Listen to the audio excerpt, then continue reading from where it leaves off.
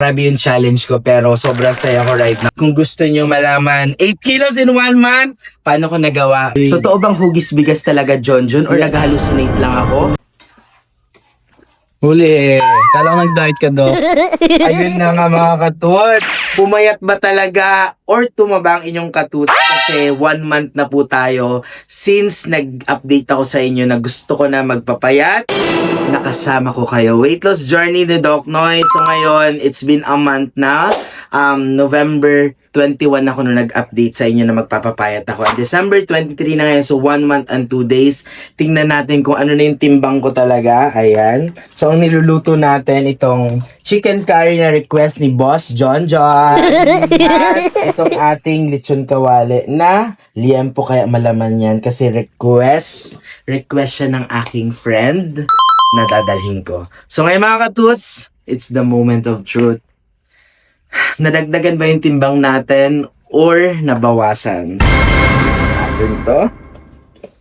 It's the moment of truth. Walang cut to mga katuts. Ito pa rin yung suot ko nung video. Papakita namin sa inyo nung November 21 nung nagtimbang tayo. At yung ngayon. At saka titingnan nyo rin yung difference ng katawan ko kung nagbago ba talaga. So, ayan na siya. Sharan.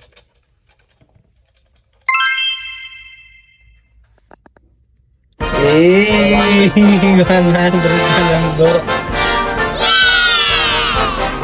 8 kilos. Mga katuts, from 108 to 100 kilos, grabe. Yung mga ginawa ko na sacrifice. Especially December ngayon, daming Christmas party na pinuntahan. May mga birthdays pa. Kaya, grabe yung challenge ko. Pero sobrang saya ko right now. 8 kilos, ano bawas sa akin?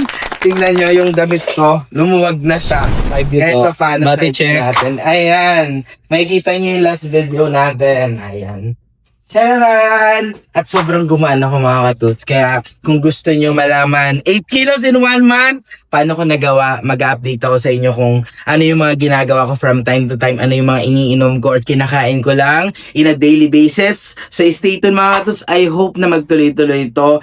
For next 2026 na po, sana ma-reach ko ang 70 to 80 kilos natin. Kaya hanggang December, di naman, nagulat ako. Kala ko makakapag-lose lang ako ng mga at least 5 kilos. Pero 10 kilos, ay 8 kilos, sobrang lala nun. This is my first time na 1 month na ganun kalaki yung binawas ko. Pero, naramdam ko naman na hindi masakit yung bato ko. Okay naman. Nung una mga first 3 days lang, sobrang iba talaga. Ang sakit ng ulo ko, parang gusto ko nang sumuko. At even everyday, masama yung pakiramdam ko. Like, yung pakiramdam na parang ang bigat, yung gusto mo nalang itulog everyday kasi gutom ka. May specific time lang din ako, pero worth it naman kasi imagine niyo from 108 to 100 kilos. 8 kilos ang nabawas natin. At yung sobrang tuwan-tuwa ako kasi syempre lumuwag na yung damit ko. At magaan talaga yung pakiramdam ko. Tapos yung face ko, feeling ko hugis bigas na. Ayan. Totoo bang hugis bigas talaga, Jonjon? Or nag-hallucinate lang ako? Or mga katuts, kita nyo ba? May jawline do. May nagkaka-jawline na, tsaka parang nag-slate na yun dito. Yes. Ayan. So, kung napapansin nyo mga katuts or hallucination ka lang, just comment down below. Yeah. So mga katuts, I hope na samahan nyo pa ako sa journey ko. Ibang level pala pagkasama ko kayo sa aking weight loss journey. Thank you and don't forget to smile. Hey!